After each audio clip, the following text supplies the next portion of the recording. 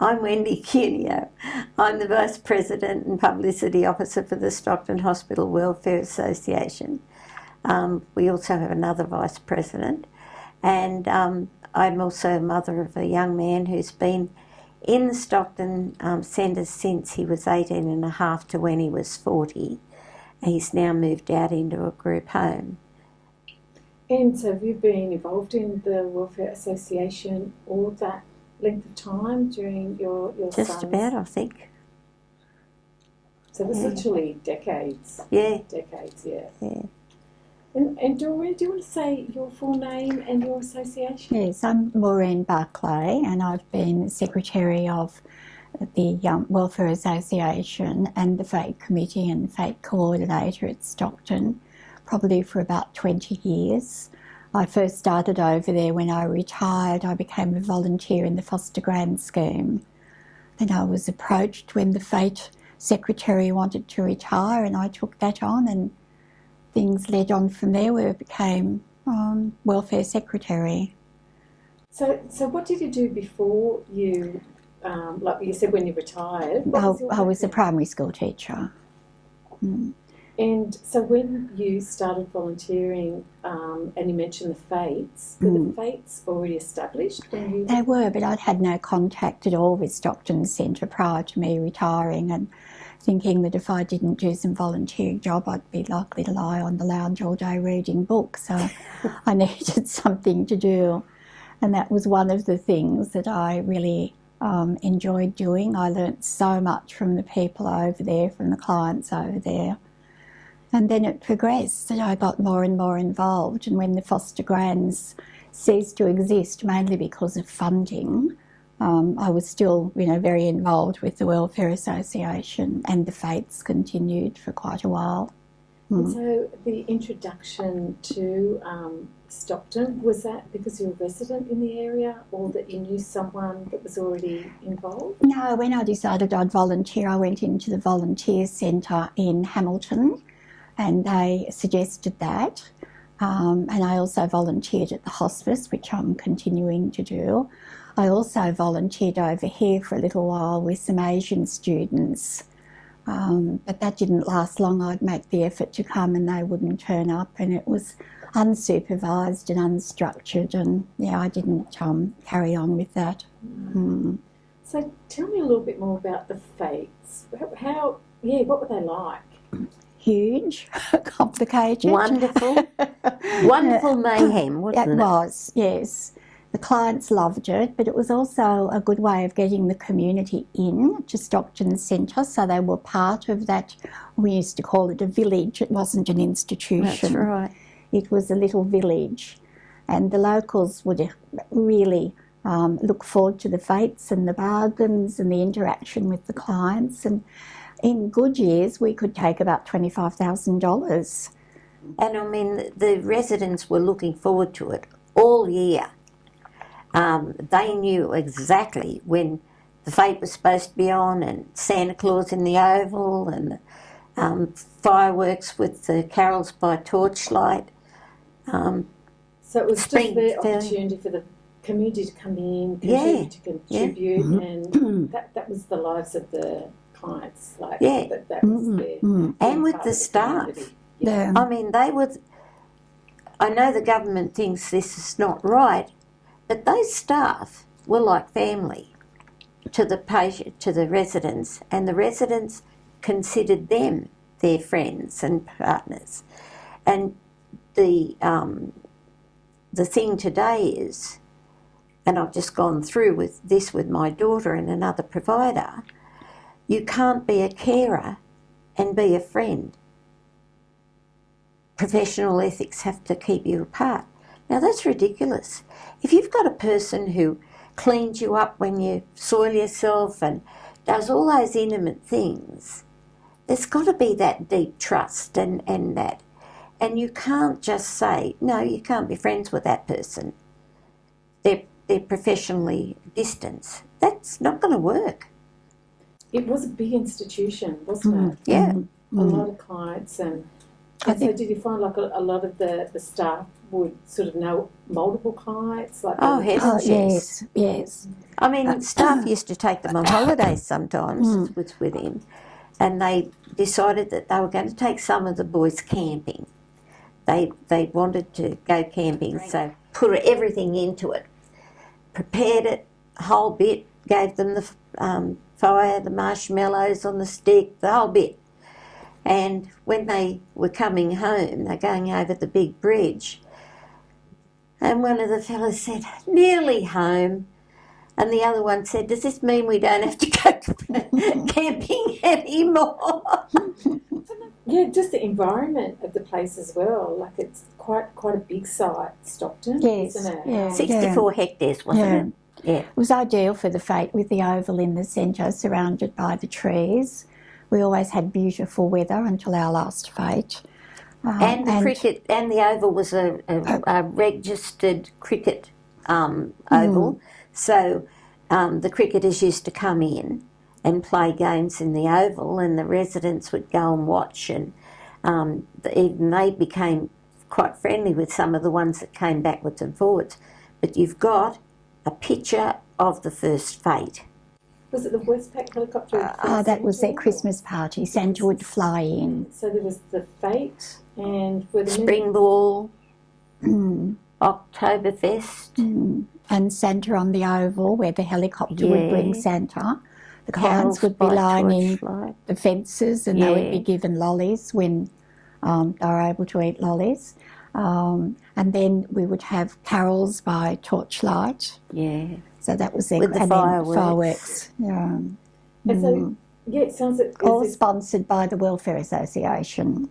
Even down to some of the guttering, the roads and guttering. That was only dirt roads way back when. And the welfare had been responsible for all sorts of things like that. Buying oranges for the... first fundraiser was to buy oranges for the clients. And some of the early members used to stand at the gates of the BHP on payday. And Ganninans. And get donations from the men coming out with their pays. Yeah.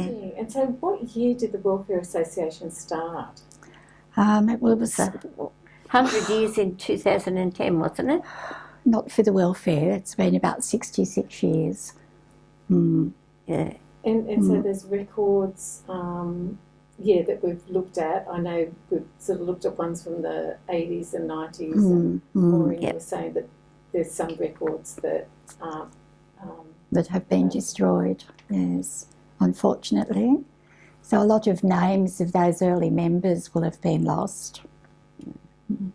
And I mean, some of those families put in so much work. Yes. And one of the things that upsets us is the fact that once the families died off, a lot of our people only have the trustee and guardian, and the personal touch is completely gone. And because of their privacy, which is absolutely ridiculous, we're not to be involved in anybody else's life. Like, there's 3 other people in my son's house, right?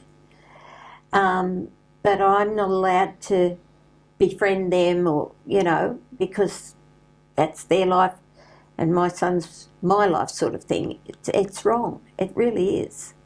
And it sounds like it's completely different in it's ridiculous. decades. Yeah. That you become friends, family and friends become friends of their loved ones. As a parent, you want to know that friend. That's right. You want to be involved. And what they did in a lot of cases when they were starting the transition, they separated people deliberately. They keep telling them it's your choice, but they don't really have a choice. If you say, you want to go fishing or do you want to wash the car, you're not really giving him a choice. You're giving him a choice of your choices, not anybody else's. And so all the things they promised them are not occurring. A lot of them have benefited, but a lot of them haven't. And, some of the ones that were very disabled have been treated like they're a parcel to move from place to place. It's not, and when all the things that Maureen was just telling you, that we got donated and we raised money and we busted our insides basically. Particularly for the fates, yes, to make that a success. Yeah. When they started to transition them, they made, money was allocated by the trustee out of the residents' own money. Everything had to be new for them, and they gave all the rest of the stuff, went to auction. What wasn't auctioned, they gave to the prisoners. Why? That was really stealing from our people the things that we'd provided. And I brought this up on a couple of occasions, and I said, you know, what are you doing? You're taking everything that they know and are comfortable with out of their life. Oh, everybody likes something new. I said, we're not talking about everybody. We're talking about people with a disability who like familiarity, the people that they know. One girl's blind. She can sort of walk or bend over, but she gets around on her bottom. You just imagine, she had been in that place all her life. She knew exactly where she could go and what she could do and all the rest of it. They pick her up like a parcel and they dump her in a new group home, and she's supposed to be perfectly happy with that. And she screams like a wounded bull, and you don't know whether she's screaming because she's unhappy because she's been dislodged from her own environment, or whether there's something wrong with her, or because the staff that she's got are not the staff that she had. There's one or two that come in for an occasional shift, but the others don't know her. I mean, some of them were hairdressers last year in 19. Some of them were laying concrete in 19. We're talking about staff that had been there. Well, one of them, Maria, she had been only ever had the one job. She trained as a nurse at Stockton, and she nearly retirement age, and you know, she's been chucked out onto the wood heap too. The pain that this has caused is beyond description. Mm. I think it's worthwhile to mention that over the 60 years that the welfare functioned, we donated almost 2 million to that centre. We did big projects like putting soft fall for the clients, buying a new marquee, which was about 22,000. I think we used twice because the centre closed, but because we could no longer hold fates. We put the paths right around the oval so the clients could enjoy being wheeled or walked around. We put pergolas up so they could sit outside. We air conditioned all of the activity units because they were coming out of air conditioned apartments into hot demountable buildings. We spent, I think, 54,000 one year on making sure that their life was as wonderful as we could possibly make it, give them every opportunity. And, you know, the courtyards attached to each of the units, they were mostly furnished by us, you know. Maureen, you must have got to know, like, a lot of the clients as well. I did, yes, friends, yeah. As a foster gran, I got to know 2 clients really well. I'd spend a morning with either one of them 1 day a week. But because I involved them in activities in the rec hall, I got to know the staff and other clients coming over. Yeah. And that was other things we did. We funded luncheons in the rec hall, big luncheons. In fact, people would be so interested in coming that we often had to have them on consecutive weeks to cater. Dancing? Yes. Banjo club? Yeah. So who used to come? Was it like family and friends of the clients? No, but just the clients themselves with the staff, but they could come from Stockton. Sometimes family would come. From Canangra, yes, and from Tomaree. They would get a bus and bring them down. We would provide entertainment, maybe music always, maybe Ruby the Clown, who would interact with them. They would have a 3-course meal. They would have as many drinks as they wanted. Stockton Banjo Club. Yeah. Elvis. Yes. Elvis impersonator. That's gorgeous. Yes. And we used to have a musician that we paid for how many days a week? Oh, 3, 4. We always laughingly said we paid for his retirement. You know, there was always something on every day for them. Well, we used to have Easter luncheons, and we would have Melbourne Cup and Christmas and Halloween. Yes, anything special. There would always be a luncheon, a themed luncheon with themed decorations. And the welfare funded all of those. But when you used to go into the grounds, there was always people being wheeled around or walked around or whatever. The minute they said, right, 2010, it's all going to go, we've got to transition everyone, we were no longer allowed to do any of the things that we did. You never saw anybody being taken for a walk or wheeled around anymore. And I suppose part of it was the modern way of litigation on everything, but there was one tragedy when we were having family days. We forgot the family days. We did. And we used to have a little band that came to provide music for the families every 3 months. And one of the girls was given a marshmallow, one of the really profoundly disabled ones, and she died. And, you know, immediately, nobody in the whole grounds was allowed to have any marshmallows. You know, talk about overreaction. And it wouldn't have been any of the staff or us that had given her a marshmallow. It would have been one of the other residents who wanted to share, and nobody realised. I mean, once in 100 years, like, you know, I mean, it's ridiculous. Can I correct you there? That was at Buddy's. Oh, sorry, it was at Buddy's. That was a weekly program on the Saturday morning where staff would come in and clients who were interested could go to the rec hall and have some fun. Yes, unfortunately, she choked. Yeah. Yes, but and I mean, it was a disaster, but that's not the point. So it affected future. Yeah, everybody had to suffer because somebody made a mistake. Anyone in society might put a Halloween party on or Melbourne Cup party, and so you really brought a lot of that into like the client, so that to them it would have been, they would have felt normally part. Yes, of absolutely. Yes, and they could make or decorate their own hats to wear, and there was a prize for the best Melbourne Cup hat. Yeah. And as Wendy said, family days every 3 months. We used to get people driving from Sydney and Taree. They'd go and collect their client from their unit, bring them over to the rec hall. We'd have lunch. We'd have entertainment. Yeah. Dancing, singing. It was lovely. And Morisset, they used to have a dead ball at Morisset. Some of the photos of that, I have no idea where they've gone, but if you could only get hold of some of those pictures, they were beautiful.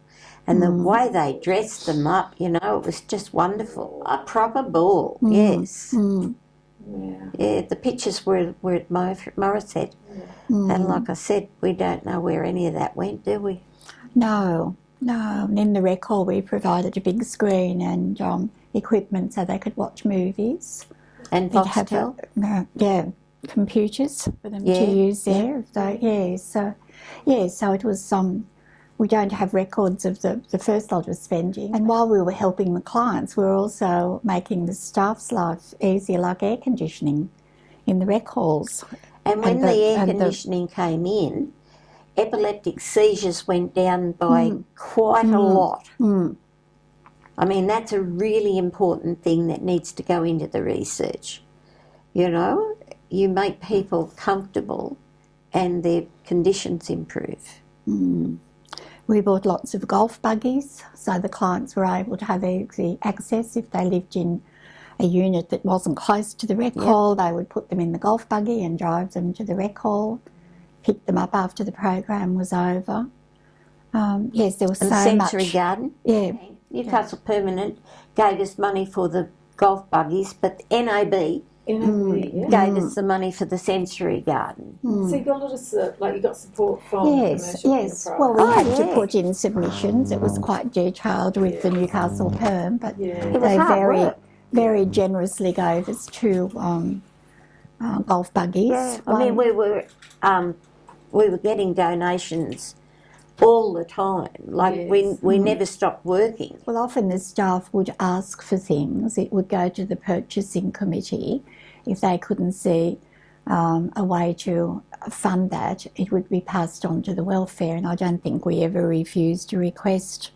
Sometimes it was just for pictures that would brighten the units. Wheelchairs, yes. I think when we stopped the wheelchair funding, because that was covered under the NDIS, we were still owed about $100,000 for wheelchairs we had supplied.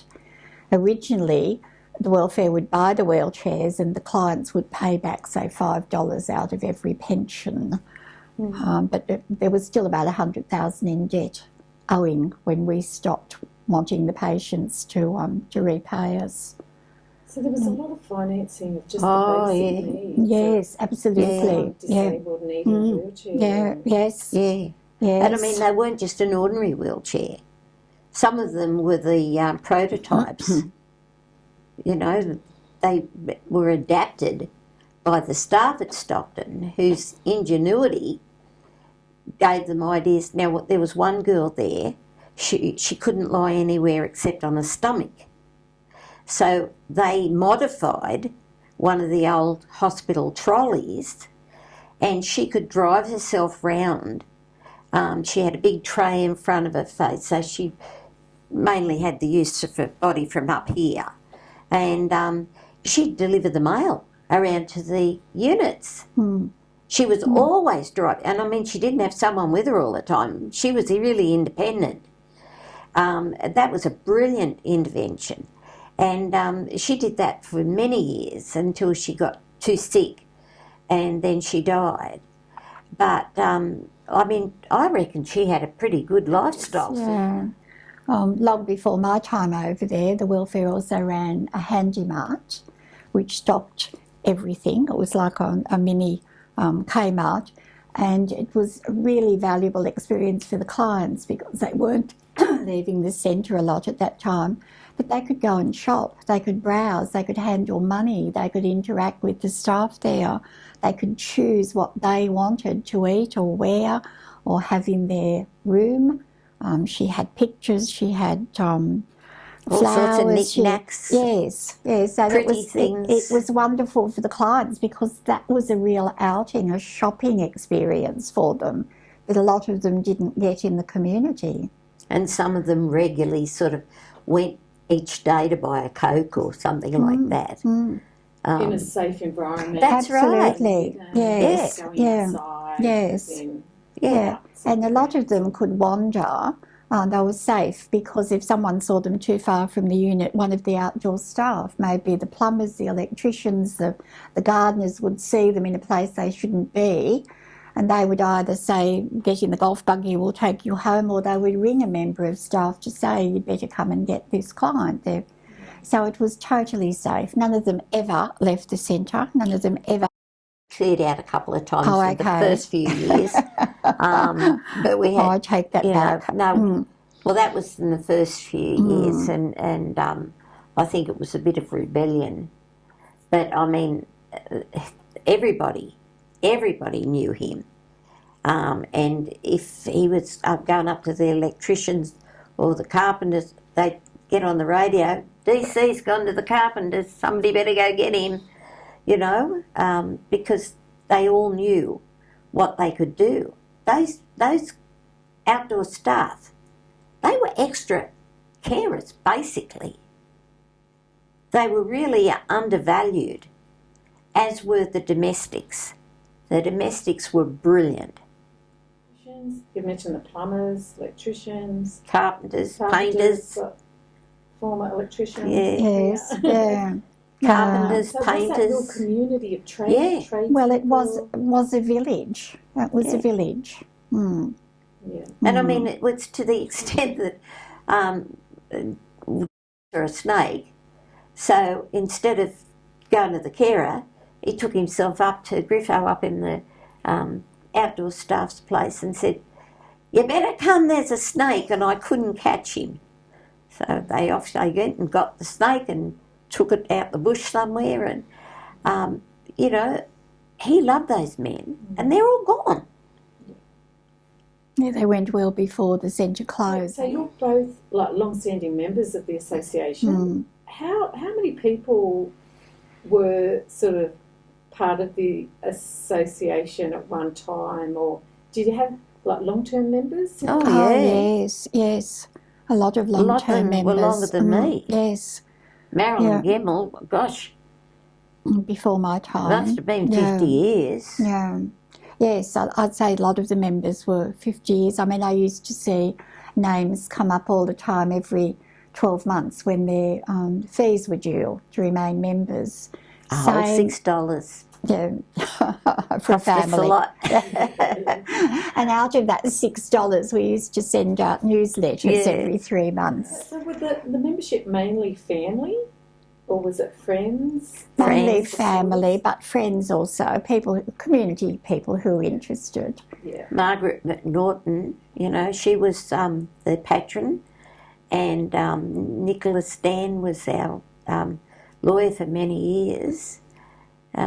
You know, there was a lot of people behind the scenes that did a lot. And for many years we had a lot of support from staff and executive at the centre, particularly with our fates, particularly with our newsletters, but all that fell through, and we were getting no support, and we couldn't, it would have cost us as much to set up the vote as we took, so it was just impossible at the end to continue. Bunnings was another firm that was very good to us.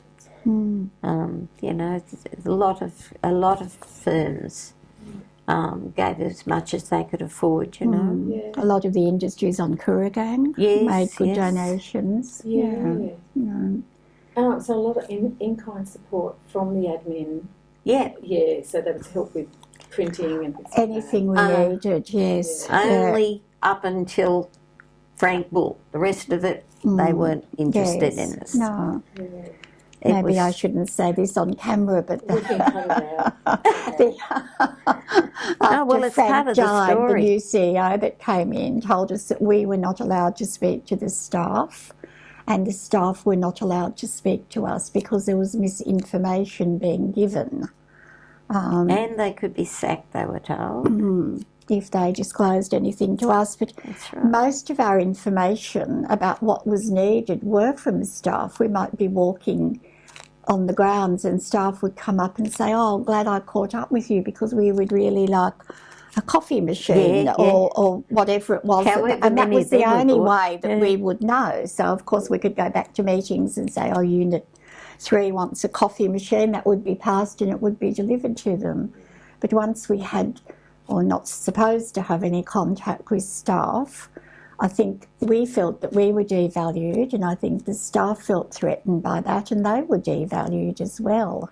And not only were the staff told that they weren't supposed to talk to us, we were not to get any information about any of the residents. So, you know, if one of the kids in my son's cottage was sick or something, they'd say, "Oh, we can't tell you." But, I mean, a lot of them said, "Well, you didn't hear this from me, but..." And, I mean, they knew that we were another pair of security eyes on the lives of those residents. Well, part of our mission statement was to be an advocate for the clients, and when we could no longer hear about the clients, that was taken away. That's what I was thinking, like, ultimately it's a voice of the clients that are there, isn't it? And just that communication in what needs to be purchased. Yes, that was, it was often quite informal. Once we bought coffee machines for the rec hall, the clients became addicted to cappuccinos, and we bought a lot for the units because that would be a special treat mid-morning. And mocktails, don't forget the mocktails. But for the rec hall, we bought a snow cone machine because that was wonderful in summer for the clients. We bought a soft serve ice cream machine. Fairy floss machine. All the coffee machines that we supplied. I mean, this was hundreds and hundreds of dollars. It was just incidental. And Avery, fish ponds. Yes. And I can see how that change of management, how that changes everything. It did. We used to have, the executive would have monthly meetings with management, and we would hear a lot of things that were going on behind the scenes that we didn't take any further than that meeting room, but it gave us a good idea of what was going on. That stopped after Frank left. Yeah. And I mean, from when Frank died backwards, there was unit meetings which we could be notified about what was going on in our area. They worked really well. Yes, keeping records of how many illnesses, medication errors, police contacts because of the clients being aggressive. If I hit you, that meant a police record. My son must have about that long. Ridiculous things. Yes, that stopped. That was between the three centres, and one of our members would regularly attend those meetings and then come back and give us the feedback. And it was particularly interesting with medication errors as to why they occurred, and we were informed of this at one stage, but then that stopped too. But I think the centre was winding down and we became irrelevant. And a nuisance. Yes, particularly a nuisance because we'd asked too many questions that weren't welcome. Because so how did you all cope as an association? Like, did you get stronger politically, or did you feel like, you were just like no power? I'm notorious. They have a saying in the department: "Don't mess with the Cuneos." I have spoken to every Minister for Disabilities, bar two, since Faye Lopo began. You're probably too young to even remember her. Yeah. And, the two that I didn't speak to wouldn't talk to me. The others just lip service. Yes, we understand, especially with regard to the medical and the dental clinic. We had a fully equipped dental clinic over there, where not just our residents from all the residentials, but people outside in the community, children, other people with disabilities who couldn't go to an ordinary dentist because of their behaviours or whatever, they'd come over to Stockton and have a general anaesthetic and have their teeth fixed up. And, my son is the only person I've ever met that likes going to the dentist. He loves them. And the medical, it was just, Dennis Harvey was the chief doctor, and there was Peter Wong, and there was Robin Wood, and practising, she's really, really good. Gillian Evans, that's it, yeah. We had a full complement of psychologists, we had physios, we had dietitians. Now, if you were eating your lunch and you started to choke, even though, they might clear that, there would be immediate flag up for the dietitian and for the speech therapist. They'd come down and they'd watch you eat and they'd assess the situation, whether it was spasm of the throat or whether you'd lost your swallowing ability, which at one stage my son did because of medication. It was all there and it was prompt. And those people were excellent. And then we had specialists come in, psychiatrists. Dr. Chenoweth came for many years, or from Sydney and whatever. And I reckon that they pushed medication and behaviour forward about 30 years or 40 years for people with disabilities, because they'd look at the way it was working and what was going wrong. It wasn't just, oh, you know, he's bad behaved, we'll give him this or that. No, why is he badly behaved? The doctors out in the community don't have that ability. They don't know him well enough.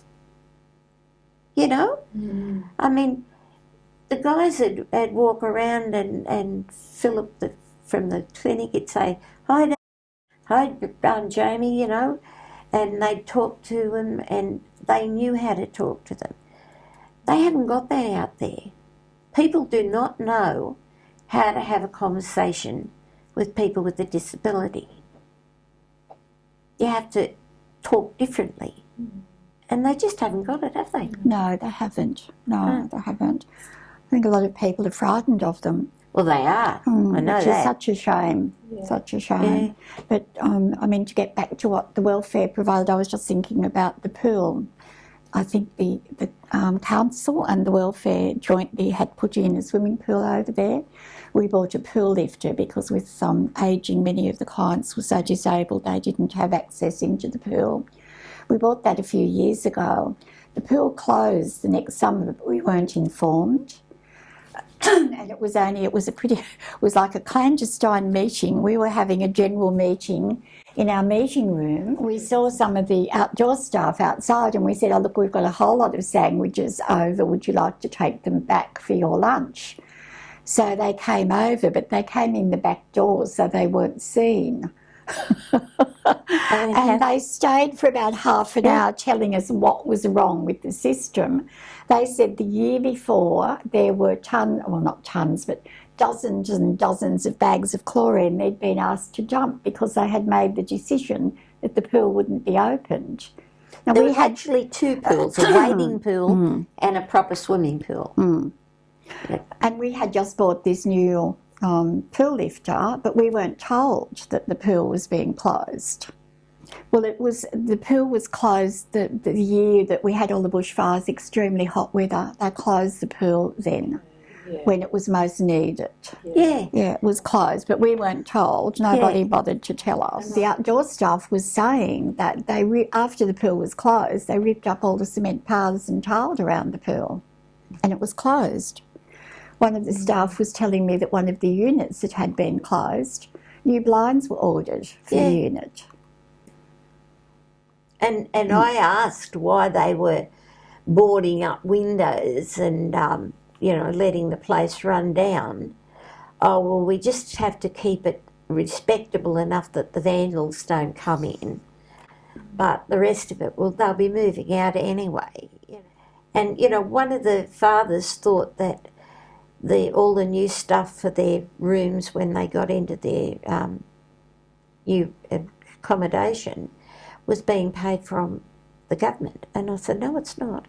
He said, yes, it is. I already got it and paid it, used it.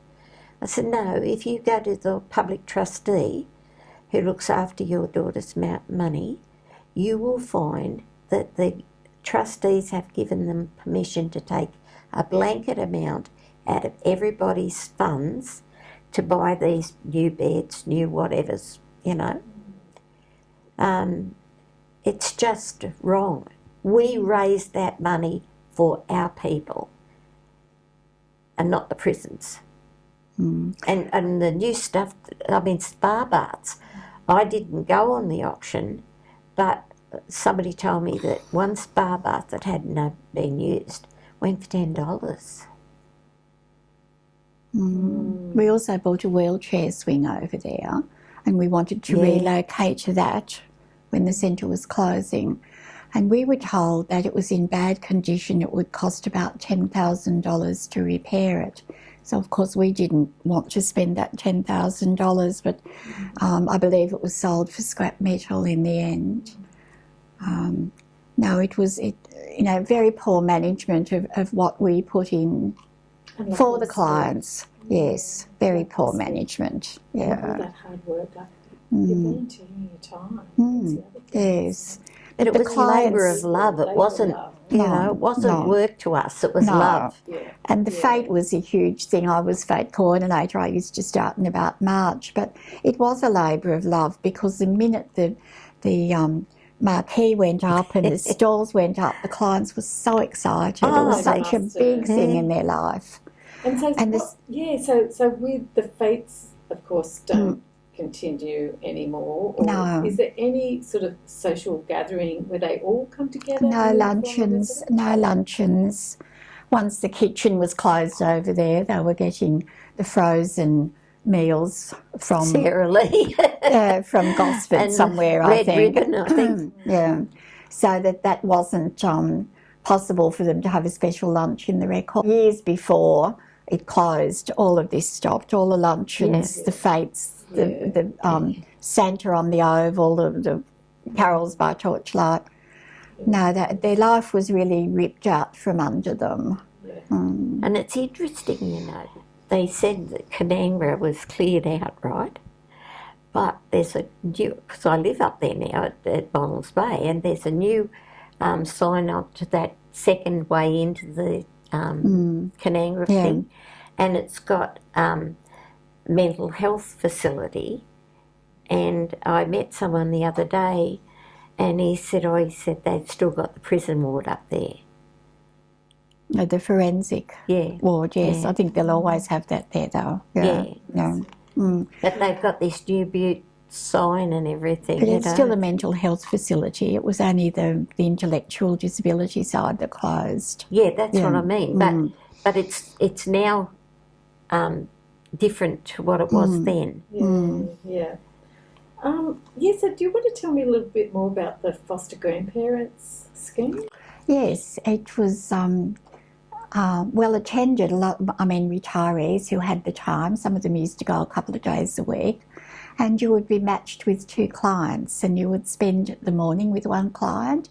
You might bring them back to the foster gran veranda where they could socialise with the other clients there or the foster grans themselves. You could make them a cup of tea or coffee. I had one girl that was able to eat, so we used to go to the canteen and I'd buy her some hot chips, and it was a lovely experience just getting to know 1 or 2 clients, being emotionally involved with them. And I know one family of one of the girls I had involved me all the time. If they were coming up, they'd call in or I'd meet them over there. When she was dying, I was asked to go over and sit with her. It was just a wonderful experience, and I think probably if I hadn't been part of that, I wouldn't have been so keen in joining the welfare. It was just that I knew the clients and I knew what special people they were and what I was gaining from knowing them. And I can imagine that the families must have just been so appreciative of the program. Yes. Unfortunately, not all the clients had foster grans. A lot of them may have been a bit difficult to handle, so they weren't suitable. But I was involved in any unit meetings. I would go to her meetings, as for the year, to plan her year's activities and what her aspirations were for the year. So yes, we were not just a person who came to visit, but part of the family and part of the unit. Part of their care. Part of their care, yes. Yeah. And so with a lot of families, do they live elsewhere? Most of them. Yeah, some in Queensland, some in Victoria, a lot around Sydney. Yeah. So that connection with the foster gran is really important. Yes. That must have made them feel as if they've got someone that their loved one sees regularly. Yes. You can see it's just perfect terms. Some of the foster grans were amazing, absolutely amazing. They'd be busy knitting jumpers and scarves and beanies for the winters and buying them presents. And if I spent anything on Annie, if I took a receipt back, I'd be given money out of her petty cash. But I never wanted to do that. It was my little special gift, was a plate of chips to Annie, because I know she loved doing that. No, it was a marvellous scheme. Do you know when it started? No, I can't tell you that. No, I don't know. Is there anything similar across Australia? I think it was based on a scheme that had opened in Melbourne. Yeah, was that, did Cueva Gardens come I first? think so. No, I think they did. It just sounds such a great community program. It was. And the welfare supported them for many years too. Yeah. Our former secretary, there was money, the clients' money used to be all held in Sydney in a bank, and the clients never got the interest on the money that they had invested in the bank. It went into a separate account and it sat there for years and years and years. And our former secretary started lobbying the government to release those funds. It was owned by the clients, but they were being denied the money. And finally they relented, and there was quite a lot of money. I can't remember how much, but a lot of money. So the welfare decided that we would access money every year and give it to the foster grands to run their scheme, because they need a paid coordinator, obviously. Meals were provided for the foster grands, tea, coffee, travel allowance for the foster grands. So for many years the welfare accessed those funds and supported the foster grand scheme. She is the oldest living person in the world with Angelman syndrome. Now, they usually die by 30. She's 80, with 75 or 85. We did go to her 70th birthday, I think, didn't we? That was it. And the welfare members were involved in birthday parties because the parents realised that, you know, what we had done for the clients. Yeah.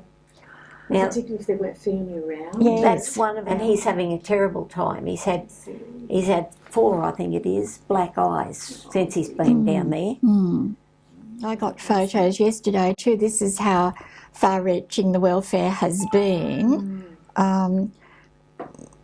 One of the members who lived in Leeton, every year they used to pack the car up. She was a pensioner. I think he had a fairly low-paying blue-collar job, but they would buy stuff all year for the fete. What they couldn't get in the car, they would pay for a courier to bring up, pack the car and come up. And since we've finished with fetes and the mother died, but I often hear from the son, this is just so far-reaching. They still want that contact because we were the supporters when they weren't able to be there. So is anything continued in terms of a formal connection? No, because we're not allowed to know where the clients are. Yes. Well, unfortunately, when some the clients moved out, they went into a house in Stockton and 2 of them died from dehydration. Another one was critically ill in hospital, and that's unforgivable. They can't speak, so they didn't think to give them a drink. That would never have happened at Stockton Centre because the staff knew them, they knew their needs. So the Welfare Association played a massive role in the clients' lives. Oh, heck yes. Yes. Like, and what you've described, advocacy, the fundraising. Well, we just also... the general well-being. Yes, and with the foster grands, they, I think, catered for the emotional side because they were a special friend to so many of the clients over there.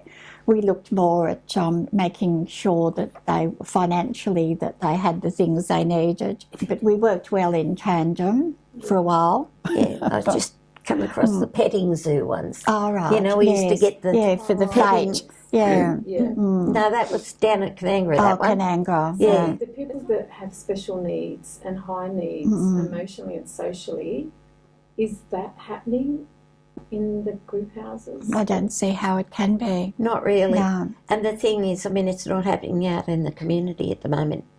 The waiting list for mental health is absolutely catastrophic. And the thing is, what people forget, not only were those people really well looked after, those that could go out comfortably had mostly gone out through the Richmond report. And while there's been some increase in people's life, I guess you could say, a lot of others aren't getting what they had or what they were promised. And there are so many out there in the community families absolutely desperate because they're I mean, before my son and daughter went into care, it was like living in the middle of Beirut. I was frightened that they'd either kill each other or I'd kill a lot of us. I mean, it's a terrible thing to say, but you've got to be honest. You can only go so far before you crack. And I know quite a few families that crack. They're out there doing the best they can. You've only got to read what's on Facebook. They're desperate and they're not getting the help that they need. It's like trying to navigate a minefield. This one of the recurring themes that I've seen in the newsletter, and also something I knew myself personally from the staff there, was the constant rumours and threat of closure. Yes. How do you think that affected staff? It was really bad. Yeah, from about 2010, those rumours were going around. It was really, it was before that, but it really got definite in 2010. But I can tell you one staff, like she only ever had that one job. She trained as a nurse there and she'd been there all her life, her working life. At the end, she'd come to work, she'd be crying when she got there and she'd be crying when she went home. Because as far as she's concerned, she was losing her family.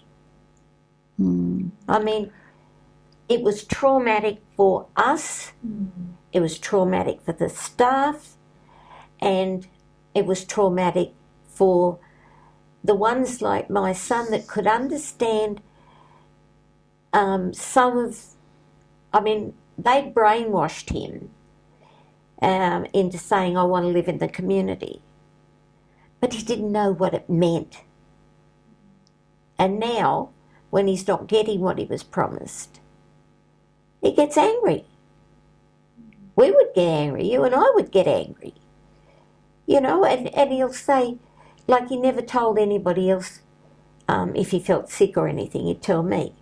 So, you know, I mean, it's like you're frightened to die. Because what's going to happen to him? Like I said about the other girl, you don't know whether she's screaming because she wants Tom, Dick or Harry or something that she had at the other place. And we've got no way of finding out. You know? I think the threat of closure really upset RNs because they were told they wouldn't be going into the houses. They would have... And the ENs. The ENs, they would have no position. And I think a lot of them left. They lost an amazing amount of amazing staff who, if they'd seen a position for them at the end of that, they would have stayed because they loved the clients, they loved the working conditions over there. But they were frightened. And the clients were moving out all over. You know, some went up the north coast. They couldn't possibly apply to go with the clients because their home was at Stockton or surrounds. And yet that was promised to them. Your own staff will go with you. Yeah. And, you know, that is not happening. But there's another side to it too. I mean, when they lost the clinic, they lost an incredibly valuable facility because people in the general community, they might be the best thinking people in the world. But for instance, one of our RNs came into a unit one day with, there was some new staff there, and she walked in on a situation where the person was choking and the staff hitting her on the back. And she said, stop that. And she said, but she's choking. Yes, well, what's she choking on? Is it bread or is it fruit or what is it? You need to know what she's choking on as to how you fix it. Hitting her on the back with a piece of bread in the mouth's not going to work. The bread will swell up with the saliva and all the banging in the world's not going to stop her dying. Oh, sorry, I didn't know. Sorry doesn't cut it. When you have deliberately removed trained staff from vulnerable people, a country or a community stands or falls by the way it treats the most fragile of its people. And there were RNs in every unit on call 24 hours a day. They've gone out to the homes, and a lot of the people in the homes now have done a 12-week online course, never had hands-on experience with people with disabilities. So I'm not surprised that there were deaths. No. Not surprised that people died from dehydration that was so simple to cope with because they just didn't understand. Clients don't speak, they can't say I'm thirsty. But staff in the unit would have known the signs. They would have regularly given them fluids. That would have been part of the daily routine. And the tragedy is, we told them. We told them what would happen. Yeah. Oh, you're exaggerating. You don't realise how they're a lot smarter than you thought they were. We had people from the department come up to say, it'll be a wonderful life. We'll put houses on the bus stops so they can go out for the day. They can go to the theatre. They can go to the park. They can go to a shopping centre. And of course, with COVID, they can do less than any of that, you know. But they were never capable of that by themselves in the first place. So they had no idea of profound disabilities. I think they saw people in a wheelchair had a disability. They did not understand that our clients were profoundly disabled, that they needed someone with them. Yeah, and part of that is the fault of the advocacy groups, because most of these advocacy groups are run by high-functioning, you know, in wheelchairs, who they're not intellectually disabled, but for some reason they think because they've got a disability, they understand what's needed by everyone with a disability. But my son was promised a house anywhere he liked, with a bus stop out the front, in front of a whole room full of people. Now, I don't want him to have to live by himself and be lonely for the rest of his life. B, put a bus stop out the front, well, that'd be the end of him, because he could be in Singapore before they even knew he was missing. He's as fast as, you know. It's crazy. There was a group home built at Lambton on the top of a hill, 5 wheelchair clients in that group home. So they can't leave the front gate because they can't wheel them down a hill or up a hill. Unless they've got a vehicle, those clients would never get out of that yard. And the welfare did try to argue. That, yes, we did. We had a lot of arguments. And we did have strong bonds with the staff and the clients. We did. And when they moved out, we were not allowed to know where they were, what area. And I quite often meet them at markets and that. When I take my son out on a Sunday, and they, David, they completely ignore me. Yeah. Oh, what are you doing? How are you going, you know? Yes. Yeah. Yes, it just didn't destroy the clients' lives. It destroyed lives of staff and you know, the people in the welfare who cared for them. And yes. And not only just the staff. I mean, I knew staff over there that used to bring their kids to see them. And one of the girls in my son's unit, her grandchildren, about 7 and 8, they talked to it on the phone. Are you being a good boy to say from they're 7 years old? And he'd say, yes. Yeah, well, I believe some of the staff in the olden days used to take the clients home for a weekend. They did, yes. So, you know, it was a family, a real family situation. I actually knew one of the staff who had been, in 1970 maybe, she was one of the RNs in one of the units. And she said, back there, she said there were a lot of procedures that were not good. But she said, as a general rule, it was really good. But she said the ones that, like, who could actually do work, she said we'd give them things to do and they were using their abilities. But if you looked at it from the other point of view, the advocacies would say, but it was slave labour because you weren't paying them, you know. But, I mean, in a family, you do that, help with the chores or whatever if you're capable of it. and that's not slave labour, that's part of being a family. So it depends on who you're talking to and what angle you're looking at. I mean, she said when I went in there, she said the first thing that greeted me was this girl having a fight with one of the senior staff. And she said, okay, put me in the, what do they call them? Straitjacket. They had a clothing straitjacket. You put your hands in it and a tie around the back. Apparently that was a punishment because they're not allowed to punish now. And she said those things quickly went out of style once the staff sort of were allowed to have more input into what was happening, and there was not the rules and regulations of a hospital. While it was classed as a hospital, she said it was different. But when they stopped calling us that and started, this is a different setup, she said it became much better very quickly. So,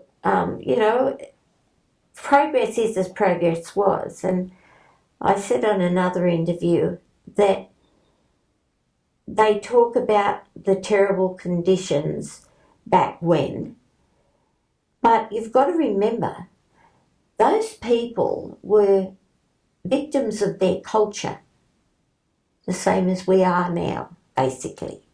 They were doing the best they could with the knowledge that they had.